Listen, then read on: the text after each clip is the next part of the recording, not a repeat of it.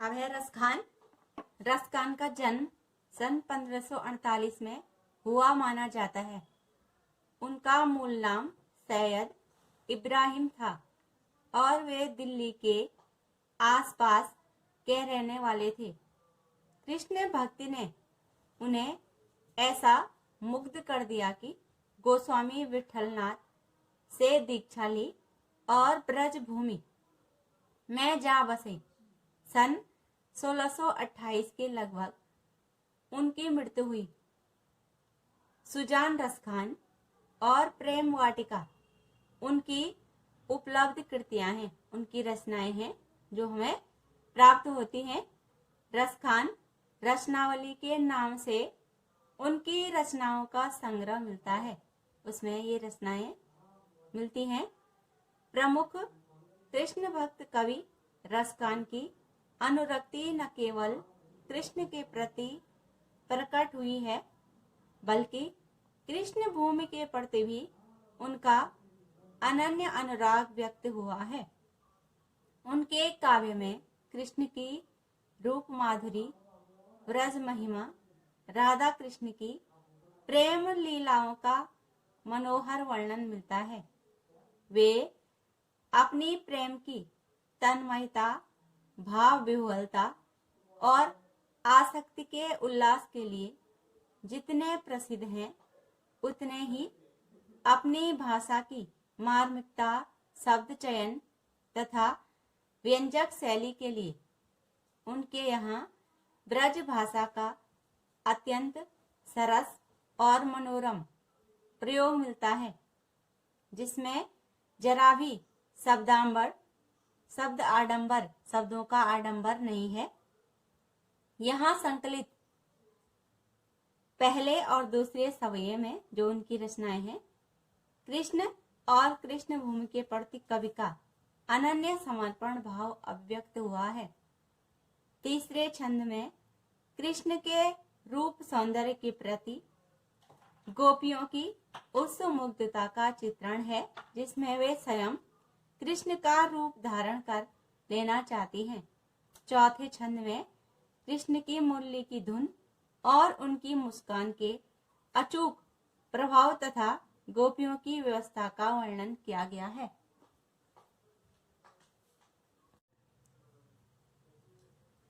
अब है रसखान की रचना सवये। पहला है मानुष्य हो तो वही रस खानी, बसो ब्रज गोकुल गांव के ग्वारन, जो पशु हो तो कहा बसु मेरो, चरो नित नंद की धेनु मझारन, पाहन हो तो वही गिरि को जो, कियो हरि छत्र पुरंदर धारन, जो खग हो तो बसेरो करो मिली, कालिंदी कूल कदम्ब की डारन। अब इसके शब्दार्थ हो गए। मानुष्य मनुष्य, बसों रहूं निवास करूं, ग्वारन ग्वालों के, जो यदि, पशु पशु हो गया, कहा वस क्या वस है या मेरा इतना बस कहाँ, चरों चरूं नित मन हमेशा, धेनु गाय, मझारन बीच में, पाहन पत्थर, गिरि पर्वत, छत्र छत्र या छतरी, पुरंदर इंद्र का नाम है, धारण धारण करना, खग पक्षी, बसेरो निवास करना, कालिंदी यमुना का नाम हो गया, कूल उसके किनारे, कदम्ब ने जो कदम के पेड़ हैं, डारन डालियां। अब इसमें पूछा जाता है कवि और कविता का नाम लिखिए। तो कवि का नाम हो गया रसखान, कविता का नाम हो गया सवये। दूसरा प्रश्न हो गया कि सवये का आशय स्पष्ट कीजिए।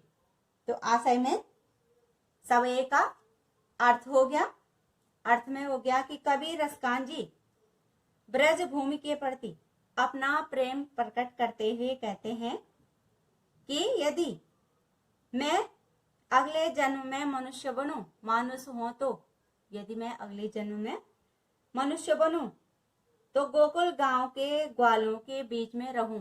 बसों ब्रज गोकुल गांव के ग्वारन, तो उन ग्वालों के बीच में मैं रहूं। और जो पशु हो तो कहा बस मेरो चरो नित नंद की धेनु मझारन। और यदि मैं पशु रूप में इस संसार में जन्म लूं तो मैं जो नंद की गायें हैं उनके बीच में ब्रज भूमि में, ब्रज भूमि में निवास करूं। मझारन मैंने बीच में, नंद की धेनु जो नंद की गायें हैं उनके बीच में मैं निवास करूं। अपाहन हो तो वही गिरी को जो कियो हरि छत्र पुरंदन धारण। और यदि ईश्वर मुझे अगले जन्म में पाहन मैंने पत्थर बनाए तो उस गोवर्धन पर्वत का अंग बनाए, उसी का पत्थर मुझे बनाए, सूक्ष्म रूप उसका मुझे बनाए, जिसे गोकुल वासियों को इंद्र के प्रकोप से बचने के लिए, उन गोकुल वासियों को इंद्र के प्रकोप से बचाने के लिए, पुरंदर इंद्र के प्रकोप से बचाने के लिए कृष्ण ने अपनी उंगली पर छतरी के रूप में धारण किया था। और जो खग हो तो बसेरो करो मिली कालंदी कूल कदम्ब की डारन। और यदि मैं खग मने पक्षी बनूं तो कालंदी मने यमुना नदी के तट पर, कूल किनारे पर स्थित कदम्ब के डालों के बीच में, वहां के जो कदम के पेड़ हैं उनके बीच में मैं अपना बसेरा बनाऊं। इस प्रकार मैं ब्रज भूमि में अपना संबंध बनाए रखना चाहता हूँ। मैं इस ब्रज भूमि से अपना संबंध हटाना नहीं चाहता, चाहे मैं जिस रूप में भी जन्म लूं, मेरा कोई भी जन्म हो, लेकिन सिर्फ मुझे ब्रज भूमि में स्थान मिले। इस प्रकार की मनोकामना रसकान जी कर रहे हैं। अब 2 प्रश्न हो गए, कवि और कविता का नाम, दूसरा हो गया साखियों का आशय। अब तीसरा प्रश्न हो गया, कवि अगले जन्म में कहाँ रहना चाहता है और क्यों। तो कवि अगले जन्म में ब्रज भूमि में निवास करना चाहते हैं। मैं गोकुल गांव के ग्वारन, मैं केवल ब्रज भूमि में निवास करूं, क्योंकि अपने आराध्य देव कृष्ण और उनकी लीला भूमि में जो असीम प्रेम है, इसलिए मैं उस ब्रज भूमि में रहना चाहता हूँ, क्योंकि वहां कृष्ण का असीम प्रेम बसा हुआ है। अगला प्रश्न हो गया, रसकान मनुष्य के रूप में अगले जन्म में क्या बनना चाहते हैं और क्यों। तो रसखान अगले जन्म में मनुष्य के रूप में ग्वाला बनना चाहते हैं और कृष्ण के बाल सखा के रूप में ग्वाल बालों के साथ में ब्रज भूमि में निवास करना चाहते हैं।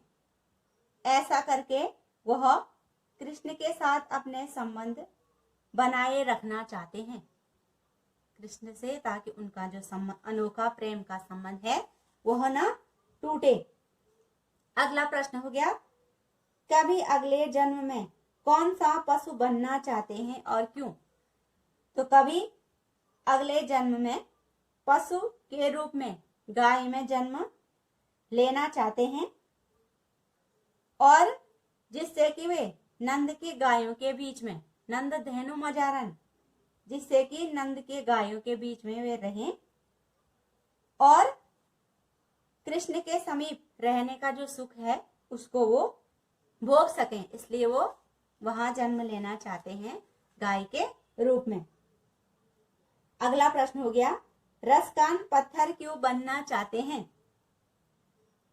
तो रसकान पत्थर इसलिए बनना चाहते हैं, पाहन माने पत्थर इसलिए बनना चाहते हैं क्योंकि गोवर्धन की वह पर्वत है जिसको कि श्री कृष्ण ने अपनी उंगली पर धारण करके इंद्र ने जब अत्यधिक वर्षा गोकुल में की थी, तो उन इंद्र के कोप से, उनके क्रोध से गोकुल वासियों की रक्षा की थी। छत्री के रूप में उसको अपनी उंगली पर धारण किया था और गोकुल वासियों की रक्षा की थी। और इस पर्वत का पत्थर बनने से कवि को उनके समीप रहने और उनकी महत्ता दोनों ही उनको प्राप्त हो जाएंगी। अगला प्रश्न हो गया, रसकान पक्षी के रूप में जन्म क्यों लेना चाहते हैं?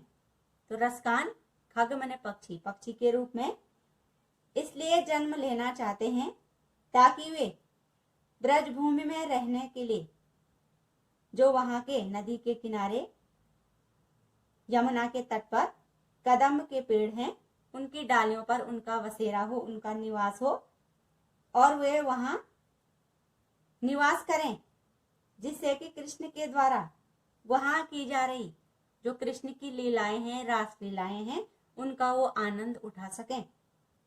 अगला प्रश्न हो गया, सवैये का भाव सौंदर्य स्पष्ट कीजिए।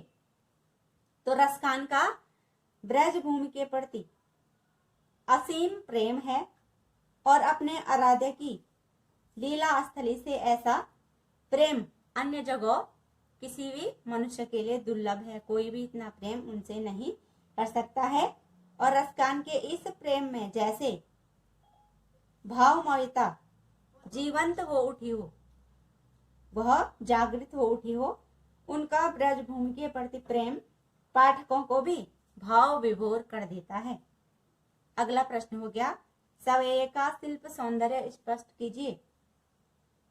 तो शिल्प सौंदर्य में पहला हो गया कि ब्रजभूमि का और कृष्ण की लीलाओं का उन्होंने वर्णन किया है।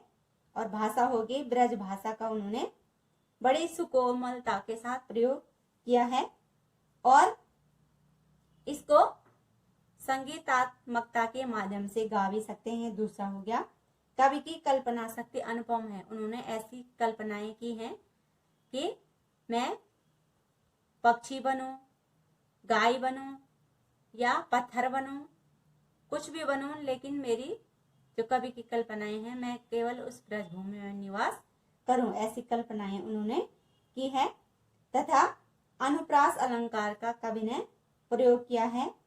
बसों ब्रज वर्ण की आवृत्ति, गोकुल गांव के ग्वारन गौवर्ण की आवृत्ति, नित्य नंद की धेनु मजारन नौ वर्ण की आवृत्ति एक से अधिक बार हुई है। बसेरा करूं, इसलिए बसेरा करूं, इसमें रो वर्ण की आवृत्ति, मिली कालंदी कूल कदम्ब की डालन, मिली कालंदी कूल कदम्ब की डालन को वर्ण की आवृत्ति और दो वर्ण की आवृत्ति, 9 वर्ण की आवृत्ति एक से अधिक बार हुई है। इसलिए अनुप्रास अलंकार का कवि ने अनोखा प्रयोग किया है।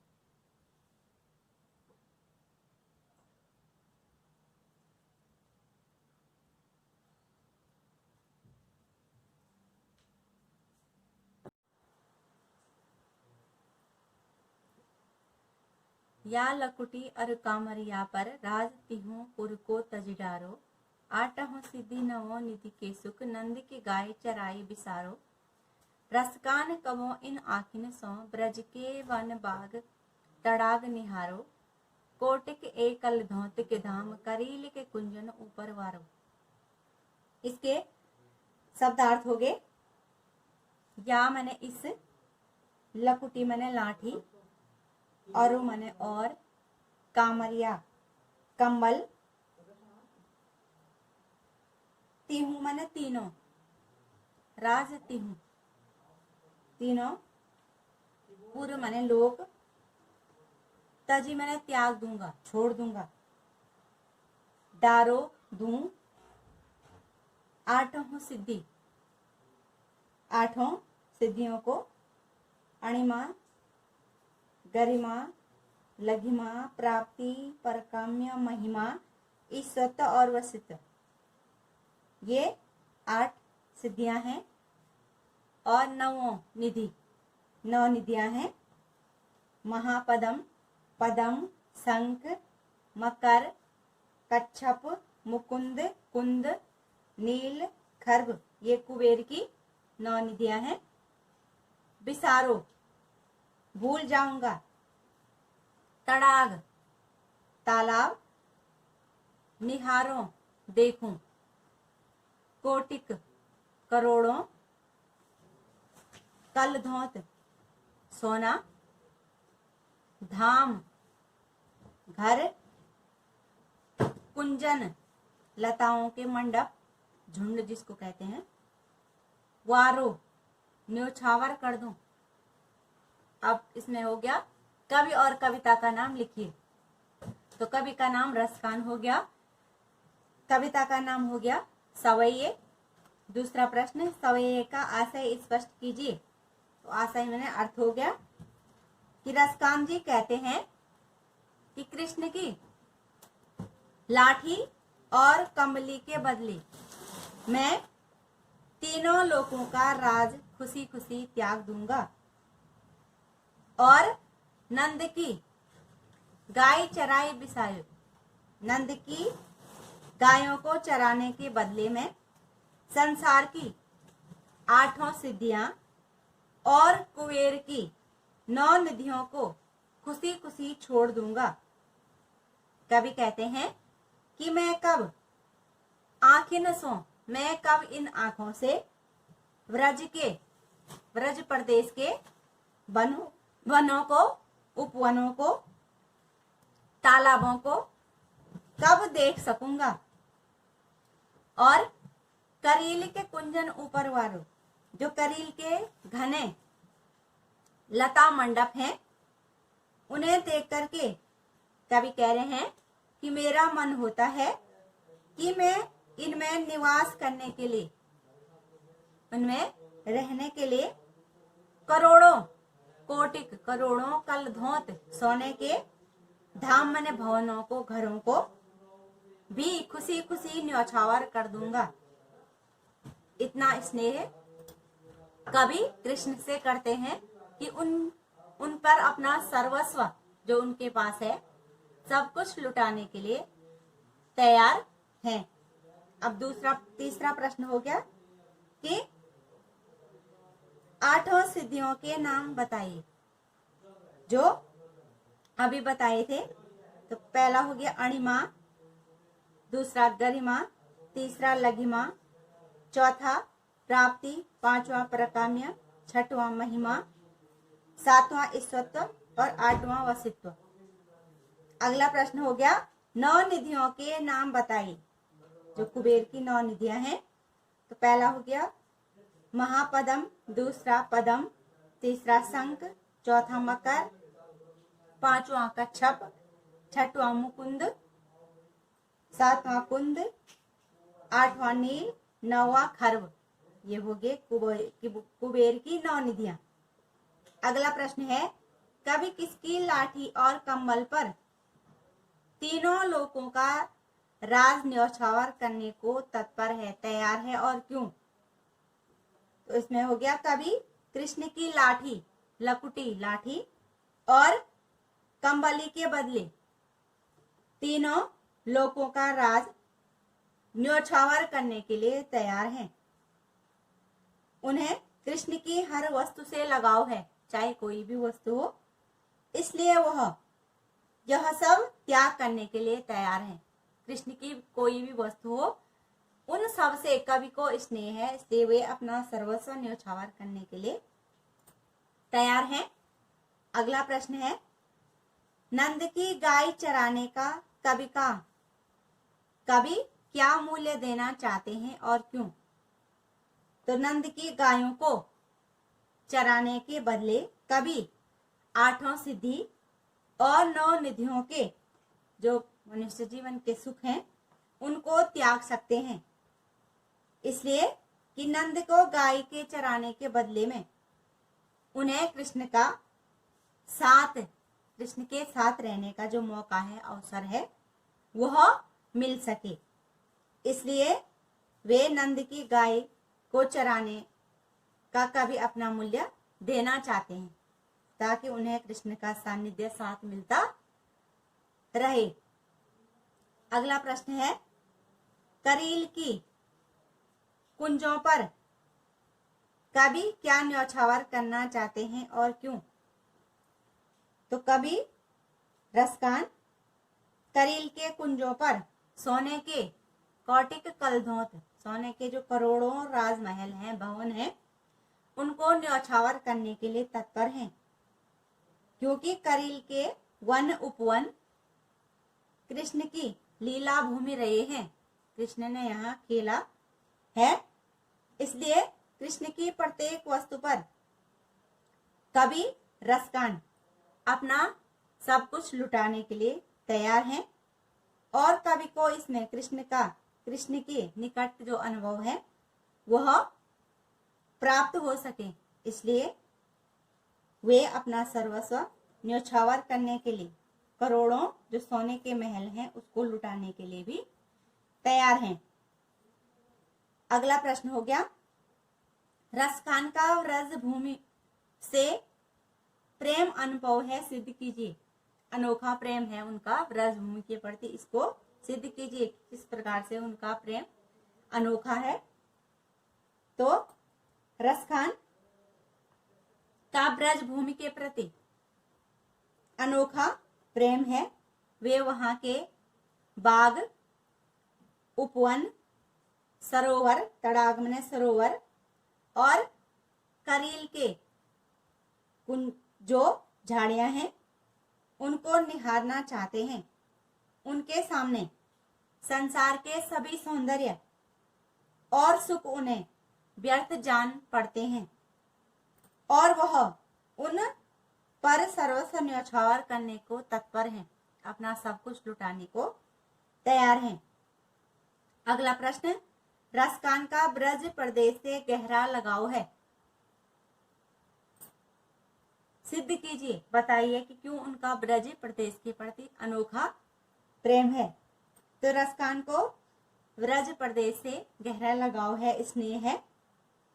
यदि ऐसा न होता तो वे ब्रज के कण कण में बस जाने की बात न करते, कि मैं पाहन बनूं तो उसी पर्वत का बनूं जो पहले वाले में है, और गाय बनूं तो नंद की गायों के साथ चरूं, मनुष्य बनूं तो ग्वालों के साथ फिरूं, आदि चीजें वे इसलिए कहते हैं क्योंकि उनका उस प्रदेश से अत्यधिक गहरा लगाव है, इसलिए वो कण कण में बस जाने की बात करते हैं और वहां कृष्ण से संबंधित प्रत्येक वस्तु पर अपना सर्वस्व जो उनके पास कुछ भी है उसे लुटाने के लिए तत्पर हैं।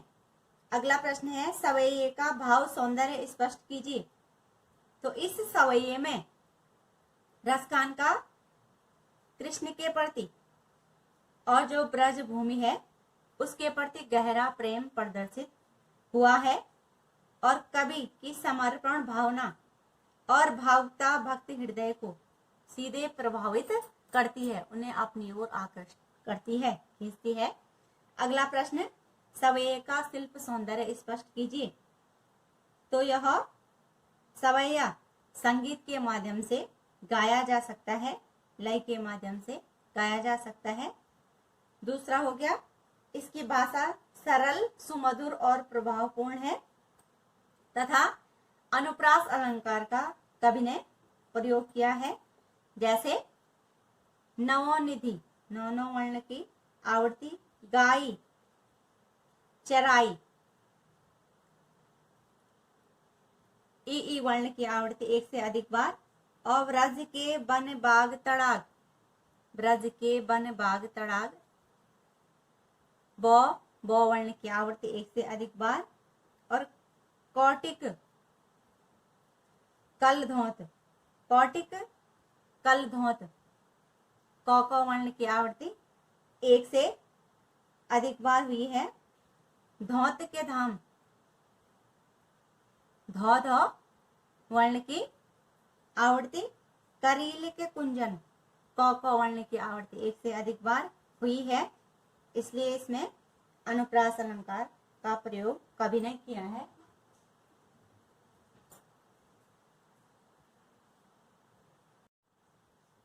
मोर पखा सिर ऊपर रखियो, गुंज की माल करे पहरूंगी, ओढ़ी पीताम्बर ले लकुटी बन, गोधन ग्वारिन संग फिरूंगी।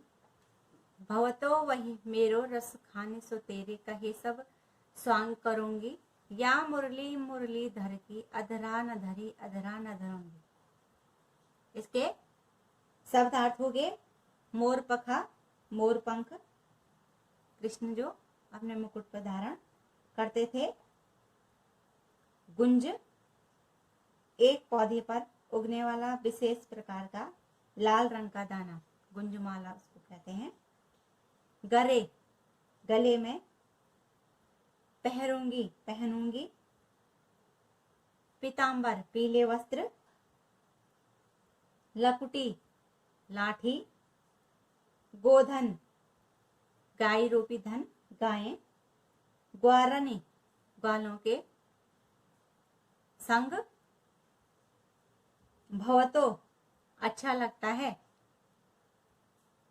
स्वांग, रूप धारण करना, वेश बदलना। मुरलीधर, कृष्ण का नाम हो गया। अधरान, ओंठों पर, अधरों पर। धरूंगी, रखूंगी। अब हो गया कवि का नाम रसखान, कविता का नाम सवये। दूसरा प्रश्न, कविता का आशय स्पष्ट कीजिए। तो आशय में अर्थ हो गया कि कृष्ण से प्रेम करने वाली एक गोपी अपनी दूसरी सखी से कहती है कि हे सखी, मैं कृष्ण के प्रेम में अपने सिर पर मोर पंखों से बना हुआ मुकुट धारण करूंगी, मुकुट को पहनूंगी और गले में गुंजमाला धारण करूंगी और कृष्ण का रूप धारण करके कृष्ण के समान ही पीले वस्त्र पहनूंगी तथा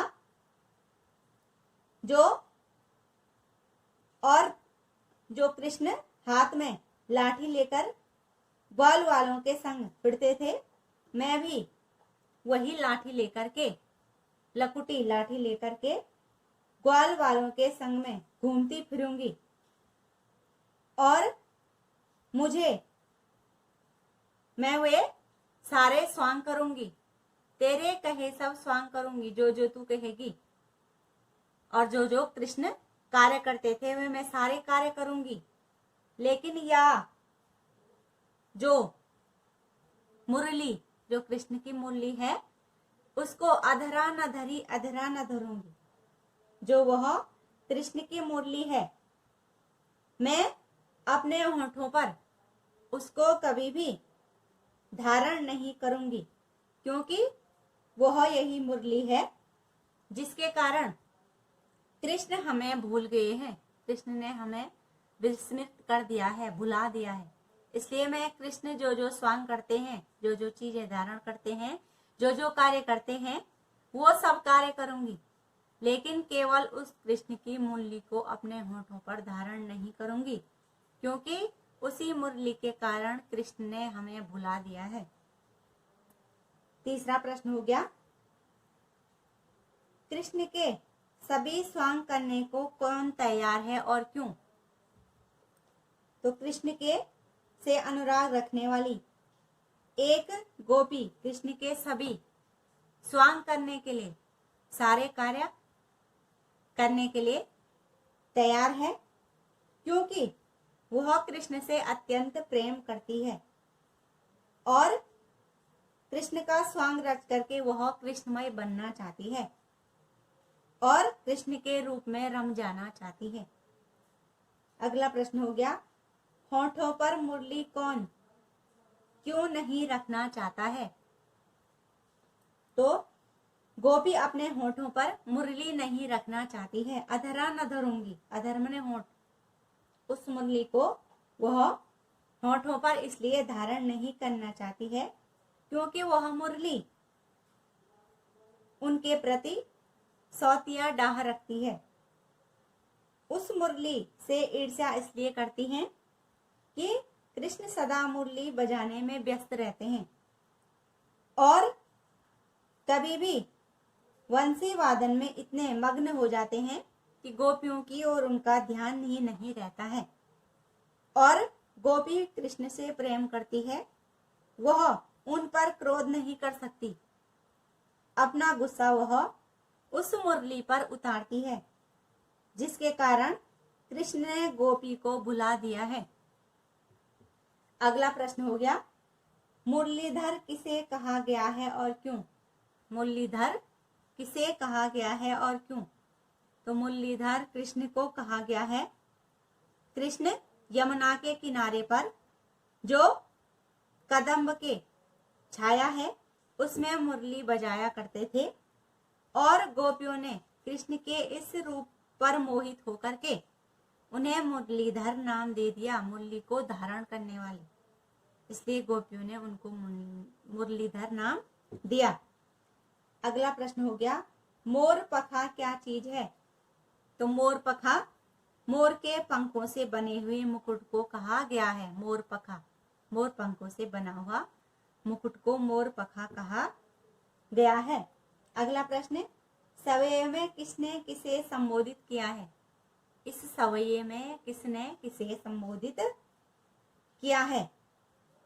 तो सवये में कृष्ण से अनुराग रखने वाली गोपी ने एक सखी को संबोधित किया है। उसको संबोधित करते हुए कह रही है कि मोर पखा का मैं मुकुट धारण करूंगी। जो जो चीजें हैं वो उसको बता रही है, अपनी सखी को समझा रही है। अगला प्रश्न हो गया कि कविता का सवये का भाव सौंदर्य स्पष्ट कीजिए। तो इस सवये में गोपी की निश्चल प्रेम भावना अभिव्यक्त हुई है, और गोपी कृष्ण से अत्यंत प्रेम करती है और उसी का रूप धारण करना चाहती है। कृष्ण को भुला करके गोपी स्वयं अपने आप को भुला करके कृष्णमय बनना चाहती है, और वह कहती है कि केवल मुझे ईर्ष्या भाव केवल मुरली से है, क्योंकि मुरली के कारण उन्होंने हमसे जो स्नेह है, केवल उनका ध्यान उस मुरली पर रहता है, हमारी ओर उनका ध्यान कभी जाता ही नहीं है। अगला प्रश्न हो गया, सवये का शिल्प सौंदर्य स्पष्ट कीजिए। तो शिल्प सौंदर्य में पहले हो गया, भाषा अत्यंत सरल तथा ब्रज भाषा का कवि ने प्रयोग किया है, और कविता संगीत के माध्यम से लय के साथ इसको गाया जा सकता है, और संपूर्ण सवये में अनुप्रास अलंकार की छटा देखी जा सकती है। और यमक अलंकार हो गया, मुरली और मुरलीधर में सभंग पद यमक अलंकार हो गया। अधरा न धरी अधरा न धरूंगी, इसमें भी सभंग पद यमक अलंकार हो गया। एक ही शब्द के दो अर्थ हो गए। और कवि ने संबोधन शैली का इसमें प्रयोग किया है, क्योंकि एक गोपी दूसरी गोपी को संबोधित करते हुए जो उसकी सखी है कह रही है, इसलिए संबोधन शैली का प्रयोग किया है।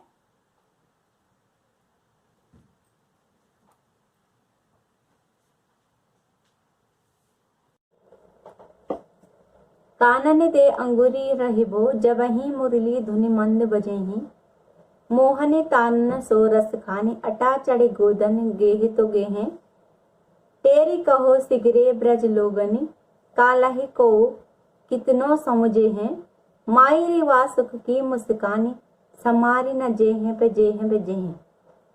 इसके शब्दार्थ हो गए, काननी कानों में, दे करके, अंगुरी अंगुली, रहिबो रहूंगी, जबहि जिस समय, कृष्ण के लिए कह रहे हैं, ध्वनि जब वे मुरली की तान बजाएंगे, ध्वनि बजाएंगे, तो उसकी आवाज ध्वनि बजे हैं, बजाएंगे। मोहिनी, मोहित करने वाली। तानन, तानों से, ऊंचे स्वर से। अट्टा, अट्टालिका, ऊंचे बहुमंजिली इमारतें, वो होगी अट्टालिका, अट्टा अट्टालिका। गोधन, गायों के साथ जब वो मुरली बजाते हैं तो उसको गोधुन कहते हैं। लोकगीत इस प्रकार गाते हैं। गेहे, गाये। तेरी, बुलाना, पुकारना। सिगरे, सारे। कालही, कल। कोऊ, कितना ही। मायरी, हे मेरी माँ। समहरे न जेहें, नहीं संभली जाएगी, फिर मैं संभल नहीं पाऊंगी। गोपी कह रही है, तो नहीं संभले जाएगी। अब जैसे 1 से 3 में था कवि का नाम, तो कवि का नाम रसखान हो गया, कविता का नाम सवैये। दूसरा प्रश्न, सवैये का आशय स्पष्ट कीजिए, तो आशय में हो गया, अर्थ हो गया, कवि गोपी को संबोधित करते हुए कहते हैं, अर्थात गोपी कहती है कि कृष्ण की मनमोहक मुरली की धुन सुनकर के एक गोपी कहती है कि हे सखी, जब कृष्ण धीरे धीरे मुरली की मधुर ध्वनि बजाएंगे तब मैं अपने कानों में अंगुली दे दूंगी, अपने कानों पर हाथ लगा दूंगी, उंगली से उनको बंद कर दूंगी, जिससे कि वंशी की जो मोहक ध्वनि का जादू है वो मेरे कानों को ना सुनाई दे। चाहे कृष्ण अट्टा चढ़ी बहुमंजिले अट्टालिकाओं पर चढ़ करके, कितने ही ऊंचाई पर चढ़ करके अपनी मोहनी मुरली की तान क्यों न छेड़ दें, चाहे वे गोधन गायों के साथ जो धुन बजाते हैं उसको क्यों न गाएं, उसका मुझ पर कोई भी प्रभाव नहीं पड़ेगा। परंतु यदि किसी भी प्रकार कृष्ण की मुरली की धुन मेरे कानों पर पड़ गई तो मैं नहीं कह सकती हूं, फिर हे व्रज के लोगों, व्रज के लोगों, मैं तुम्हें पुकार पुकार करके कह रही हूं, सब सुन लो कि फिर उस मुरली को सुनने से मेरे कानों में जब उसकी ध्वनि जाएगी तो मेरी मस्ती फिर कम नहीं होगी। फिर मैं पुकार पुकार के कह रही हूं, मायरी, हे मेरी मां, फिर उस मुरली के जादू से मुझे कोई भी नहीं बचा सकता है। कृष्ण की अर्थात कृष्ण के मोहक मुस्कान के वशीभूत होकर के फिर मैं बोराई सी फिरूंगी, गांव गांव में पागलों की तरह फिरती रहूंगी, फिर मुझे कोई मत टोकना। इसलिए जब कृष्ण उस मधुर तान को छेड़ेंगे अट्टालिकाओं पर चढ़ करके, उस गोधन को छेड़ेंगे, तो मैं अपने कानों में उंगली दे दूंगी, कानन दे उंगली, फिर मुझे समझाने वाला कोई नहीं होगा।